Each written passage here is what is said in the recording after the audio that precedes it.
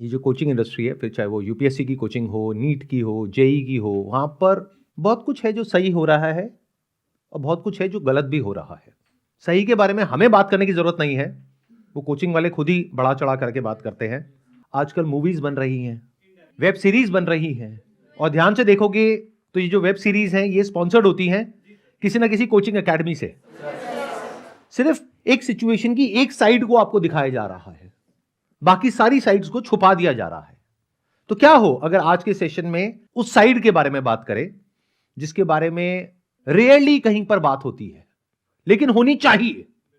बहुत इंपॉर्टेंट है ये। मतलब क्या कि आप में से बहुत सारे लोग हैं जो इस तरह की कोचिंग या तो ले चुके हैं या ले रहे हैं, क्योंकि आज का जो एज ग्रुप है हमारे सेशन का वो 18-19 साल नहीं है, 25 साल के आसपास है। तो आप लोग या तो ऐसी कोचिंग्स में से निकल चुके हैं या अभी हैं, तो आपसे ज्यादा अच्छे तरीके से कोई नहीं बता सकता कि एक्चुअल में अंदर क्या नेगेटिव है।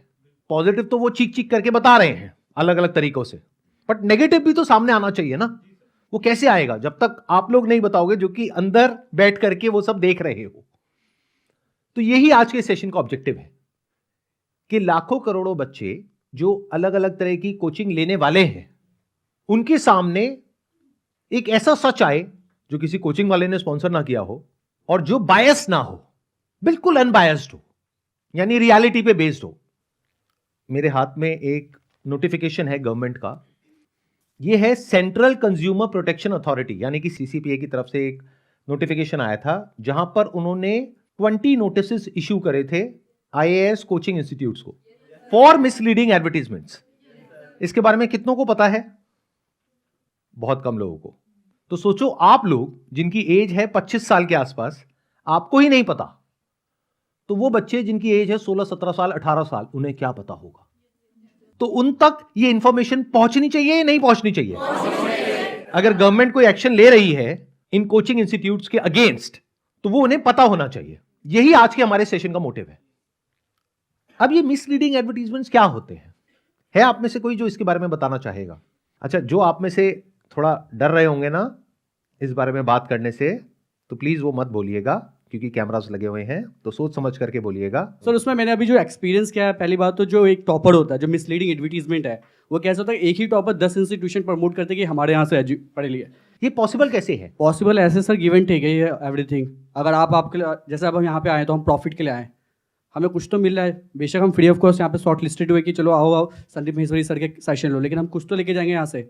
तो अगर कोई वहाँ पे आ भी रहा है, कोई टॉपर कि हाँ मैंने यहाँ पे कुछ किया, तो डेफिनेटली इज गेटिंग समथिंग। मतलब आप ये कह रहे हैं कि अगर वो उस इंस्टीट्यूट से नहीं निकला है फिर भी उसकी फोटो वहां पर यूज हो रही है, एग्जैक्टली सर, तो उसको कुछ डायरेक्टली या इनडायरेक्टली कुछ बेनिफिट मिल रहा है। Exactly sir. अब वो क्या है वो पता नहीं। यस सर, वो कुछ भी हो सकता है सर, जो हम एक्सपेक्ट भी नहीं कर सकते, अज्यूम भी नहीं कर सकते।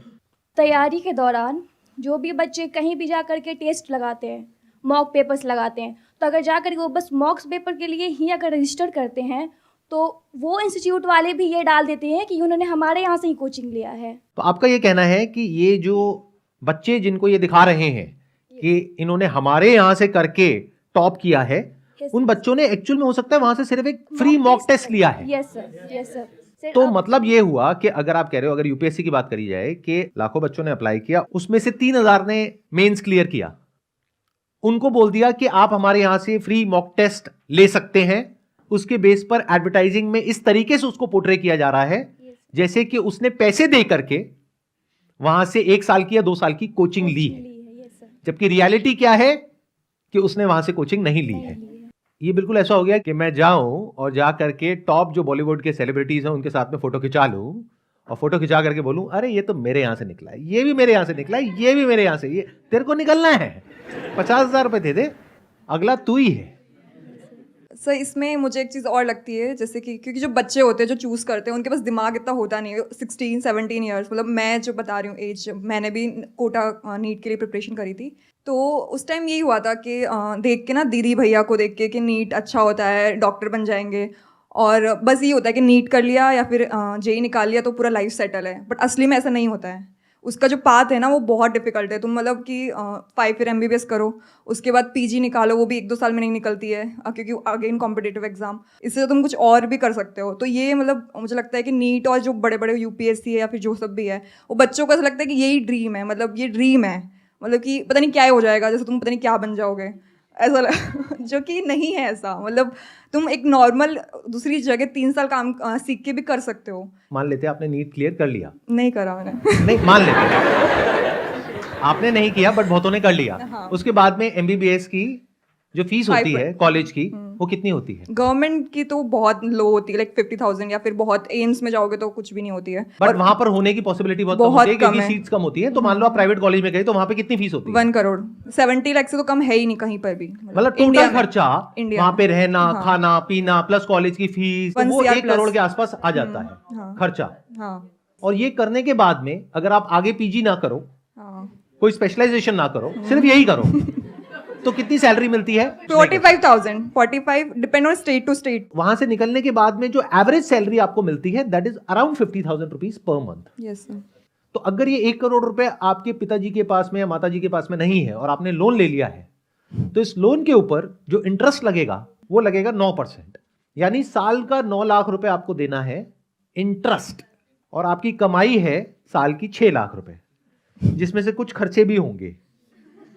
तो इसके ऊपर एक बहुत बड़ा क्वेश्चन मार्क है कि क्या ये रास्ता जिसके पीछे पूरी दुनिया दीवानी है, क्या ये रास्ता सबके लिए सही भी है या नहीं है? मुझे यही बोलना चाहती हूँ यूपीएससी के बारे में कि कुछ बच्चे सिर्फ एक टीचर को देख के, एक पर्टिकुलर टीचर को देख के सिर्फ एक कोचिंग में जाते हैं, लेकिन वहाँ पर क्या होता है कि वो सिर्फ आपको एक सब्जेक्ट का कोर्स नहीं देंगे, वो आपको सिर्फ बहुत ज़्यादा कंबाइंड सब्जेक्ट का, मतलब कि आप सिर्फ एक टीचर को देख के जा रहे हो कि ये टीचर अच्छा पढ़ाता है, आपने कहीं से सुना है या यूट्यूब से देखा है या शॉर्ट पे देखा है, लेकिन वहाँ पे जाके वो आपको जीएस की, मतलब हिस्ट्री, ज्योग्राफी, पॉलिटी की सबकी कंबाइंड कोर्स देते हैं, जो बैठते हैं 1-1.5 लाख रुपए बैठ जाते हैं। ये जो एक टीचर होता है जिसको देख करके बच्चे दीवाने हो जाते हैं, यस सर। अरे सर यस। उनकी बातें सुनते हैं तो सर बड़ा अच्छा लगता है, मन करता है बस सुनते ही रहो।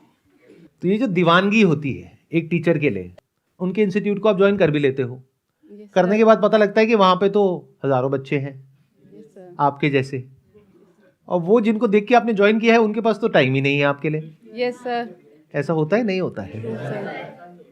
तो क्या ये पहले उन लोगों को बताना चाहिए नहीं बताना चाहिए सर बताना चाहिए कि भाई वो पढ़ाते भी हैं, या वो सिर्फ यूट्यूब पर वीडियोस में तो दिखते हैं, लेकिन जब इंस्टीट्यूट में आप जाते हो तो साल में एक बार कोई एक आध क्लास में वो दिख जाते हैं, उसके बाद में कुछ अता पता नहीं है जिनको देख करके आप वहां पर गए हो।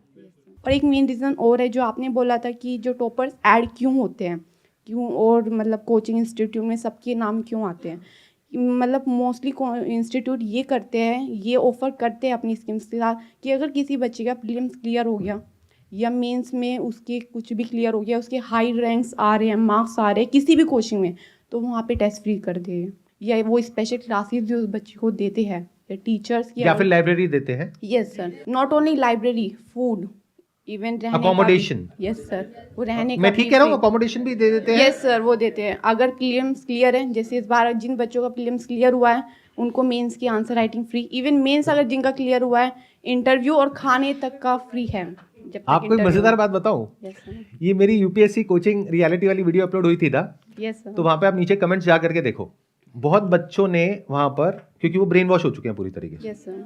वो कमेंट कर रहे हैं सर आप ये कैसे बोल सकते हो इनके बारे में, ये तो फ्री में बच्चों को रहना देते हैं, खाना देते हैं, फ्री में उनको कोचिंग देते हैं। मैंने कहा किनको देते हैं, तो मैंने थोड़ा रिसर्च किया, तब पता लगा वो बच्चे जिनका प्रीलिम्स क्लियर हो जाता है। जी जी, जो बच्चे सिलेक्टेड हैं उनको इंटरव्यू के लिए free interview most of right, the coaching. तो 2 लेयर है अगर आप ध्यान से समझोगे। एक है जिनका मेंस क्लियर हो गया है, यानी 3000 बच्चे, उनके लिए क्या है, free mock test, yes sir. जिसकी की वीडियो बनेगी बढ़िया सी, और उसकी शॉर्ट्स बनेंगी और सब जगह अपलोड हो जाएंगी, और स्पेशल और उसमें कुछ इतने कमाल के क्वेश्चंस पूछे जाएंगे कि वो वायरल हो जाएगी। और जैसे ही वो वायरल हुई तो बच्चे दीवाने हो गए। सिर्फ एक मॉक टेस्ट के बेसिस पे कि ये यहाँ पे गया है, ये बच्चा हमारे पास मॉक टेस्ट देने आया है, तो वो उसे अपने फ्रेम पे या अपने ही बैनर पे लगाते हैं। इसके पीछे ना 2 रीजंस हैं कि वो टॉपर्स क्यों नहीं बोलते हैं। एक है ग्रीड, एक है फियर। अब ग्रीड सिर्फ पैसे की नहीं होती है, ग्रीड फेम की भी होती है। अभी मेरा ये क्रैक हुआ और इतने बड़े सर मेरे बारे में इतना कुछ बोल रहे हैं, मेरी वीडियोस अपलोड हो रही हैं, स्प्रेड हो रही हैं, वायरल हो रही है, होने दो, मेरे को क्या फर्क पड़ता है। That is one. तो उसको क्या मिल रहा है, फेम मिल रहा है। अच्छा, अंदर की कोई सेटिंग है या नहीं है उसके बारे में हम कुछ नहीं कह सकते विदाउट एनी प्रूफ, तो उसकी हम बात नहीं करते। दूसरा क्या है, फियर, कि मान लो कोई टॉपर है जिसके अंदर से ये आ रहा है कि ये गलत हो रहा है, मान लो आप ही वो टॉपर हो और 10 जगह पर आपकी फोटोज यूज करी जा रही हैं, हर एड में फ्रंट पेज पे आपकी फोटोग्राफ है, AIR1 ये नाम है, और इस कोचिंग में, और दूसरी कोचिंग की एड में भी है, तीसरी में भी है, चौथी में भी है। अब आप वो देख रहे हो, आपको अंदर ही अंदर गुस्सा तो आ रहा है, और आपने अपने पेरेंट्स से बात किया कि क्या मुझे कुछ करना चाहिए इनके अगेंस्ट। आपके पेरेंट्स क्या बोलेंगे कि छोड़ना बेटा, अपने काम पे ध्यान दे, कहां इन लोगों से लड़ेगी। मतलब क्या है, डर कि अगर मैंने इनसे पंगा लिया तो मैं तो इनका कुछ नहीं बिगाड़ सकती, ये मेरा बहुत कुछ बिगाड़ सकते हैं, तो क्यों पंगा लेना है, छोड़ो ना। तो जिस इंसान की ऐसी अप्रोच है, क्या वो IAS बनने के लायक है? No sir. तो गलती सिर्फ इन कोचिंग इंस्टीट्यूट्स की नहीं है, आपकी भी है। Why are you saying students? आप ही तो वो स्टूडेंट्स हो, यस सर, ट्रू। आप ही तो वो एस्पिरेंट्स हो, यस सर। आपसे अलग थोड़ी हैं कि दूसरे प्लेनेट से थोड़ी ना आ रहे हैं। अच्छा, अब मैं आप लोगों से एक क्वेश्चन पूछता हूं कि अगर आप वो टॉपर हो भी सकते हो, मतलब ऐसे क्यों देख रहे हो? तो आप लोगों को तो यकीन ही नहीं है। मान लेते हैं आप वो टॉपर हो और आपके साथ में कुछ ऐसा होता है, तो क्या करोगे? सर ऐसे केस में अब इतनी मेहनत करता है एक स्टूडेंट, और फिर उसके बाद भी मतलब इतना स्टूडेंट मेहनत करता है, क्योंकि IAS क्रैक करना बहुत मुश्किल है, उसके बाद भी अगर वो ये सब कर ले तो फिर उसके बाद वो कैसे करेगा? मतलब कि अब वो कर दे, फिर उसका वो IAS नहीं बन पाएगा, या फिर उस पर इतने केसेस हो जाएंगे, क्योंकि अगर आप IAS बन रहे हो या फिर कोई भी कुछ बन रहे हो और आप पे इतने केसेस हो गए पहले ही इंस्टीट्यूशन में, क्या अगर आपने किसी इंस्टीट्यूशन के अगेंस्ट कर दिया, वो आप पे केस कर देंगे, आप IAS नहीं बनोगे, क्योंकि आप IAS बनने के लिए आप केस नहीं कर सकते। तो फिर स्टूडेंट वो आगे कैसे फॉरवर्ड करेगा? या तो इसके लिए एक अलग सिस्टम हो। आप कुछ गलत नहीं कर रहे हो तो आपके ऊपर केस कैसे हो सकता है? इसके लिए आपको कॉन्स्टिट्यूशन की बेसिक नॉलेज होनी चाहिए, जो आई थिंक आपको पढ़ाई जाती है। The best defence against defamation is truth.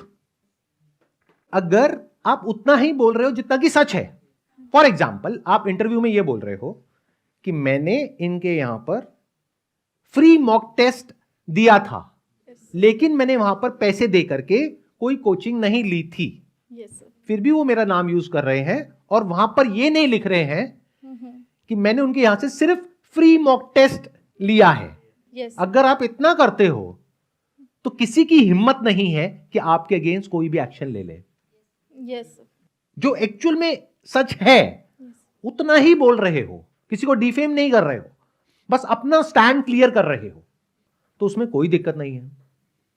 दुनिया की कोई ताकत आपका कुछ नहीं बिगाड़ सकती है। इतना तो आपको करना चाहिए या नहीं करना चाहिए? Yes sir.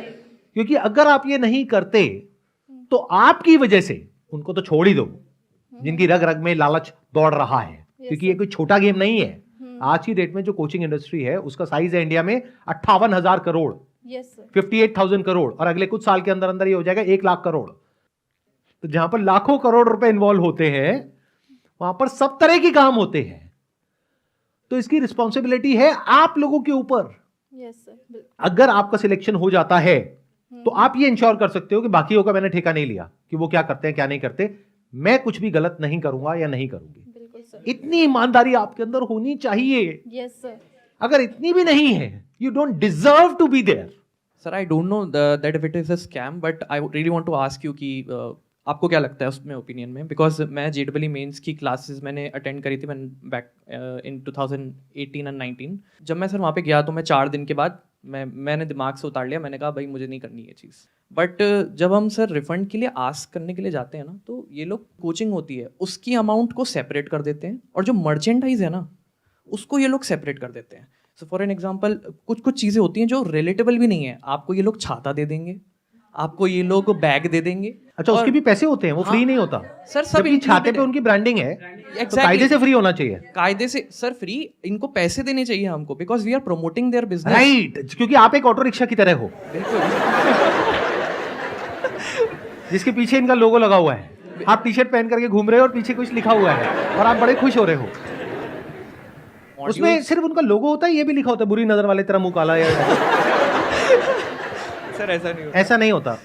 Clear cut branding होती है और मॉड्यूल्स होते हैं सर। अब मॉड्यूल्स अगर हम तुमको वापस करना चाहते हो तो ले लो, और सर ऐसा नहीं है कि कुछ सस्ता हो रहा है। तो वो ब्रेकअप क्या होता है सर? लिटरली अभी तो मुझे नहीं पता क्या अमाउंट है, बट उस टाइम के हिसाब से आई पेड ओवर 1.5 lakhs, और मुझे रिफंड के तौर पर मुझे नहीं लगता कुछ 70-80,000 से कुछ ज़्यादा मिला था।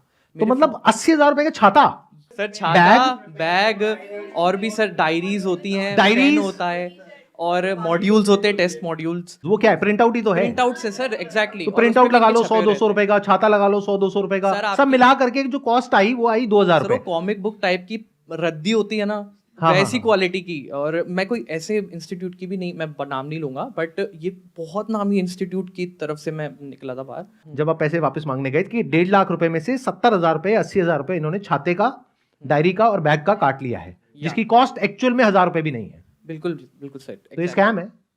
हाँ, अगर आपको वहां पर 4 महीने हो गए होते, फिर वो पैसे काट रहे होते बेस्ड अपॉन कि भाई हमारा कोचिंग में इतना पैसा लग गया, ट्यूशन फीस लग गई, ये लग गई, वो लग गई, समझ आता है। 4 दिन में 1.5 लाख में से 70-80 हजार रुपए काटना फॉर ऑल दीज थिंग्स जिसपे उनकी ब्रांडिंग है, तो ये तो अनफेयर है।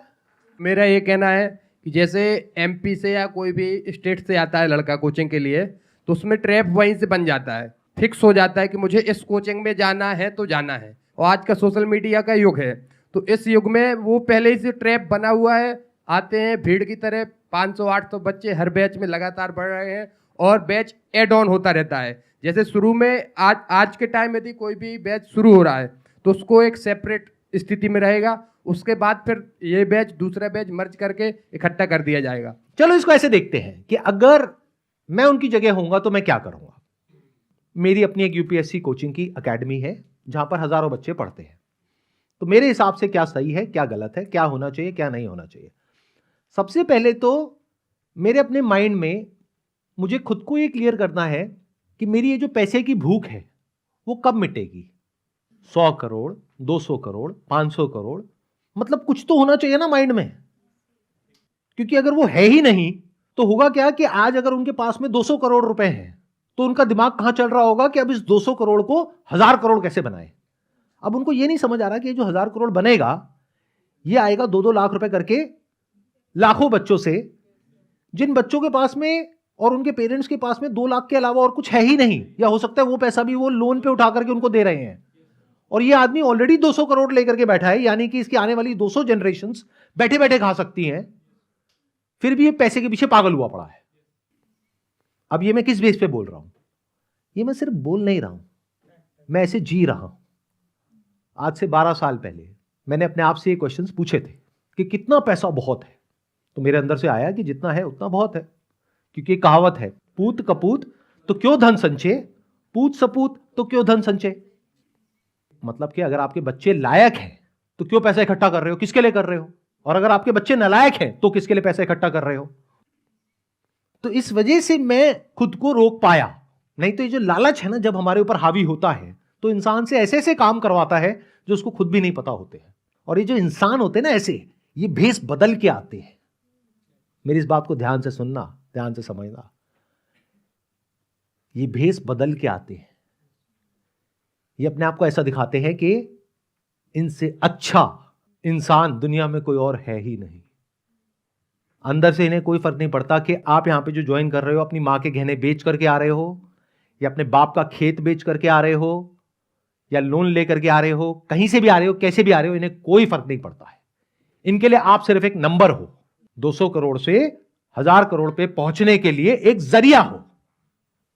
तो अब ये बातें मैं क्यों कर रहा हूं, क्योंकि हो सकता है मेरी ये बातें सुन करके उनको थोड़ी कड़वी भी लगे, लेकिन हो सकता है उनमें से कुछ लोगों के अंदर की जो इंसानियत नाम की चीज है वो जाग जाए, क्योंकि उनको ऐसा बोलने वाला भी तो कोई होना चाहिए ना। उनके आसपास में सारे यस मैन भरे पड़े होंगे। जब एक इंसान एक पर्टिकुलर लेवल पे होता है, जब उसके बैंक अकाउंट में 100-200 करोड़ रुपए पड़े होते हैं, तो उसके पास में सारे यस मैन होते हैं कि आप तो सर ये, आप तो वो, ऊपर से बड़े बड़े अफसर आ करके उनके हाथ पैर जोड़ रहे हैं। तो आदमी का दिमाग सोचो कहां पर होगा। तो कोई तो हो जो आकर के उसको शीशा दिखाए कि भाई तू इतना अच्छा नहीं है जितना दिखा रहा है अपने आप को। अगर एक्चुअल में अच्छा है तो कुछ अच्छा काम कर। अब अच्छा काम क्या हो सकता है? अगर मैं उनकी जगह पर हूं तो मैं क्या करूंगा? सबसे पहले मैं एक सच को देखूंगा। वो सच क्या है कि सिर्फ कुछ हजार बच्चे हैं जिनके पास में पैसा है मुझे देने के लिए, बट इंडिया में लाखों बच्चे ऐसे हैं जिनके पास में पैसा नहीं है मुझे क्या किसी भी कोचिंग में पैसा देने के लिए। तो उनके लिए मैं क्या करूंगा? मेरे यहां पे क्लासेस होती हैं, उसको मैं लाइव ब्रॉडकास्ट करूंगा फ्री ऑफ कॉस्ट यूट्यूब पर, सबके लिए। कोई पुराना रिकॉर्डेड कोर्स नहीं, 5 साल पुराना, जो आज रेलेवेंट ही नहीं है। नॉट अ क्लिक बेट कि ऑनलाइन कोर्स की फीस इतनी है, ऑफलाइन की इतनी है। ऑनलाइन कोर्स जब आप लेते हो आपको पता लगता है ये तो 3 साल पुराना है, आज की डेट में रेलेवेंट नहीं है। अब आपने ऑनलाइन के लिए इतना पैसा दिया, लेकिन अगर आपको एक्चुअल में क्रैक करना है तो अब ऑफलाइन के लिए इतना पैसा दो। तो ये बेवकूफ बनाना नहीं है तो और क्या है लोगों को? तो इनको अपने आप से ही पूछना होगा कि क्या मैं अपनी पावर्स को यूज करूं लोगों को और बेवकूफ बनाने के लिए, या यूज करूं एक्चुअल में कुछ अच्छा करने के लिए? नहीं तो उस पावर का मतलब क्या है? तो मैं क्या करूंगा अगर मैं उनकी जगह पर हूं? सबसे पहले absolutely free live broadcast of all my lectures and my faculties lectures, वो सब यूट्यूब पर अवेलेबल होगा, जिससे लाखों लोगों का भला होगा। उसके बाद भी जिसको ऑफलाइन आना है वो आएगा, तो इससे उनके बिजनेस पे एक्चुअल में कोई फर्क नहीं पड़ने वाला है। नंबर 2, मैं क्या करूंगा, ये जो क्लासरूम्स होती है ना, वहां पर ऑन एन एवरेज 500 बच्चे होते हैं। तो मुझे ये बताओ कि अगर उन बच्चों में से किसी के मन में कोई डाउट है तो क्या वो पूछ सकता है? क्या टीचर के पास में इतना टाइम है कि एक एक बच्चे के डाउट क्लियर कर सके? तो किसी को समझ आ रहा है या नहीं आ रहा है, इससे कोई फर्क ही नहीं पड़ता है। तो मैं क्या करूंगा, वही करूंगा जो स्कूल्स में और कॉलेजेस में होता है, यानी कि एक क्लास में जो बच्चे हैं वो मैक्सिमम 100 होंगे, उससे ऊपर नहीं। क्योंकि देखो अगर स्कूल्स में कॉलेजेस में 50 से 100 बच्चे होते हैं क्लास में, तो उसके पीछे कोई ना कोई रीजन है। वहां 500 क्यों नहीं होते? एक स्कूल में एक क्लासरूम है, वहां पर 500 बच्चों को एक साथ क्यों नहीं पढ़ाते? और कोचिंग में ऐसा क्यों हो रहा है? प्रॉफिट। तो फोकस किस पे है? प्रॉफिट पे। बहुत सारे ऐसे लोग हैं जिनका ब्रेन वॉश हो चुका है पूरी तरह से। The moment I speak about all these things, तो उनको ऐसा लगेगा मैं उनके अगेंस्ट बोल रहा हूं या उनके ड्रीम के अगेंस्ट बोल रहा हूं। उनका ये सपना है जिसको उनको बेचा गया है, और ये पूरी दुनिया उनको ये सपना बेचने में लगी हुई है। मतलब अगर आप ध्यान से देखोगे आज जिस तरह की वेब सीरीज बन रही है, उससे आप आइडिया लगा सकते हो कि बच्चे कितने बुरे तरीके से इन सब से इन्फ्लुएंस हो रहे हैं, और उसकी वजह से क्या होने वाला है उनके साथ में आने वाले 2 साल बाद, 5 साल बाद, उन्हें खुद भी नहीं पता है। तो मेरा मकसद सिर्फ इतना सा है कि लोगों को अवेयर कराया जाए। किसी पर्टिकुलर इंसान के खिलाफ या किसी इंस्टीट्यूट के खिलाफ कुछ भी बोलने का मेरा कोई मोटिव नहीं है, क्योंकि मेरा गोल क्लियर है कि मुझे वो नहीं करना है जिसमें कुछ लोगों का फायदा है या नुकसान है, बल्कि मुझे ये देखना है कि मासेस का फायदा और नुकसान किस चीज में है। स्पेशली उनके बारे में सोचना है जिनके बारे में कोई भी नहीं सोच रहा है।